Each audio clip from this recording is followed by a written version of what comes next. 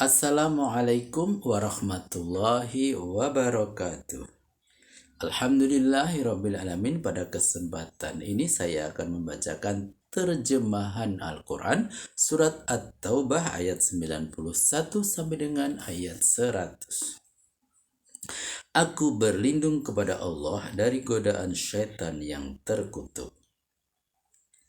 Tiadalah dibebankan kewajiban berperang terhadap orang-orang yang lemah, orang sakit, dan orang-orang fakir yang tidak memperoleh apa yang akan mereka nafkahkan, selama ia bersikap jujur dan ikhlas terhadap Allah dan Rasul-Nya. Tiada jalan untuk menyalahkan orang-orang yang bernalar baik.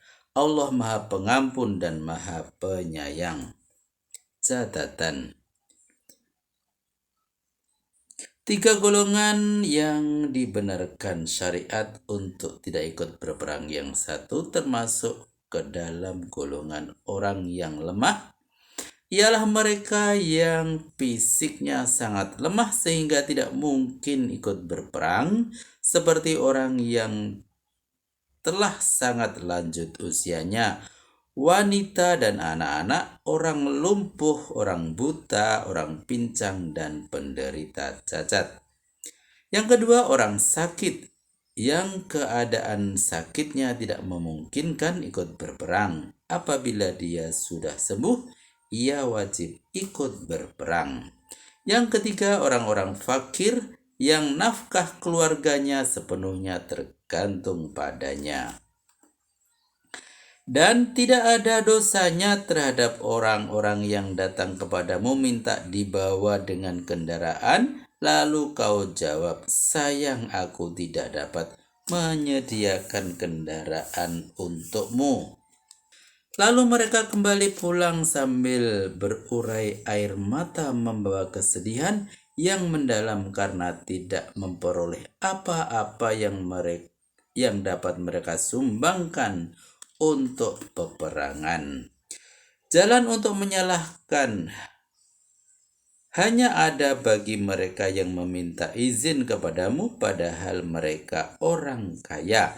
Mereka senang tinggal saja di rumah bersama orang yang tidak ikut berperang. Allah telah menutup hatinya sehingga tidak mengetahui akibat perbuatannya. Orang-orang munafik yang tidak ikut berperang itu akan mengemukakan halangan kepadamu setelah kamu kembali ke tengah-tengah mereka. Katakanlah kepadanya, janganlah mengemukakan halangan. Kami tidak percaya lagi kepadamu. Sebenarnya Allah telah memberitahukan keadaanmu kepada kami, dan pada gilirannya Allah dan Rasul-Nya akan melihat amalmu. Lalu pada hari kiamat kamu akan dikembalikan kepada Tuhan yang mengetahui segala yang gaib dan yang nyata. Selanjutnya diberitahukannya kepadamu perbuatan apa yang telah kamu lakukan.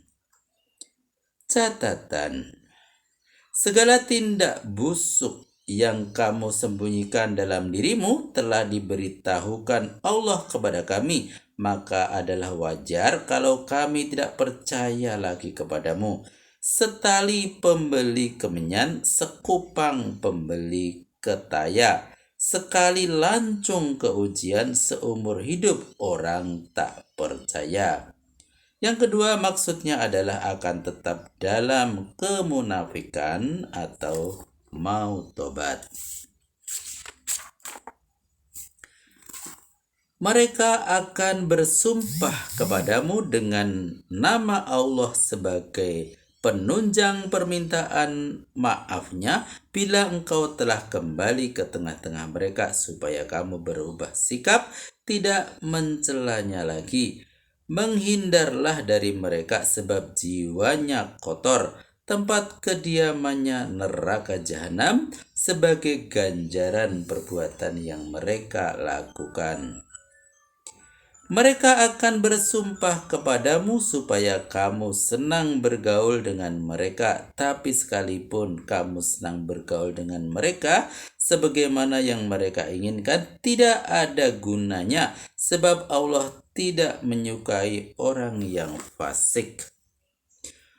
Watak orang Arab pedesaan itu lebih pekat dalam hal kekafiran dan kemunafikannya. Mereka lebih patut tidak mengetahui hukum-hukum yang diturunkan Allah kepada Rasul-Nya. Allah Maha Mengetahui dan Maha Bijaksana. Catatan, salah satu suku bangsa Arab yang berdiam di padang pasir dan selalu berpindah-pindah tempat, pekerjaannya menggembala ternak dan memeliharanya dari serangan binatang buas. Pekerjaan yang lebih banyak mengendalikan otot daripada otak. Mereka tidak mengenal ilmu-ilmu yang ada kaitannya dengan usaha, tabiatnya kasar, tidak mengindahkan sopan santun dalam pergaulan umum. Di antara orang Arab pedesaan itu ada yang menganggap harta benda yang disumbangkannya di jalan Allah sebagai pungutan paksa yang harus dibayarnya.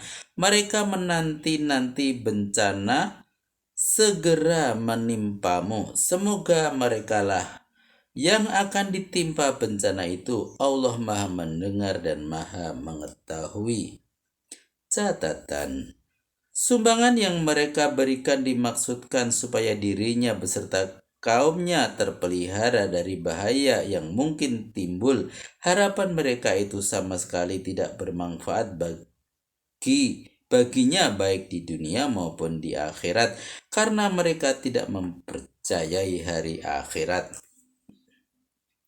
Mereka berharap giliran kejatuhan kaum muslimin. Dengan demikian mereka akan merasa lega karena sudah bebas dari membayar sumbangan. Sementara giliran kejatuhan kaum muslimin itu tiba, mereka berpura-pura sebagai muslimin yang baik, tapi dalam hatinya selalu mengharapkan kemenangan di pihak kaum musyrik dan Yahudi. Pangkal kejatuhan kaum muslimin yang mereka harapkan itu ialah wafatnya Rasulullah Shallallahu Alaihi Wasallam. Sebabnya dengan wafatnya Rasul, menurut anggapan mereka, Islam akan mati pula. Kalau ini sebagai doa, semoga yang akan jatuh itu bukan kaum muslimin, tetapi mereka sendiri bagai senjata makan tuan.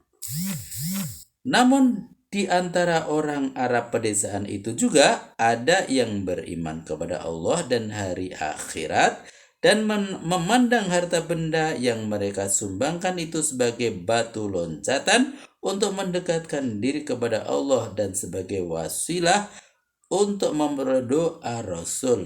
Ketahuilah bahwa sumbangan yang mereka berikan dengan niat hendak mendekatkan diri kepada Allah itu sudah diterima Allah sebagai jalan pendekatan dengan jaminan mereka akan dimasukkan ke dalam rahmat-Nya. Sungguh Allah Maha Pengampun dan Maha Penyayang. Catatan, Rasul pernah mendoakan orang-orang yang benar-benar beriman supaya mereka diberi pengampunan. Para pelopor yang paling awal menganut agama Islam dari kaum Muhajirin dan Ansor, serta orang-orang yang mengikuti jejak mereka dengan mengerjakan perbuatan kebaikan, Allah merestuinya dan mereka pun senang kepada Allah. Dan Tuhan menyediakan surga baginya yang terus mengalir sungai-sungai di bawah pohon-pohonnya. Mereka tinggal di sana selama-lamanya. Itulah keberuntungan yang paling besar. Catatan, mereka ialah orang-orang yang ikut berhijrah bersama Nabi sebelum perdamaian Hudaybiyah. Yang kedua, mereka ialah yang telah mengadakan baiat kepada Nabi di Mina pada tahun yang ke-11 setelah kerasulan. Pada tahap pertama mereka berjumlah 7 orang dan pada tahap kedua 70 orang laki-laki dan 2 orang perempuan.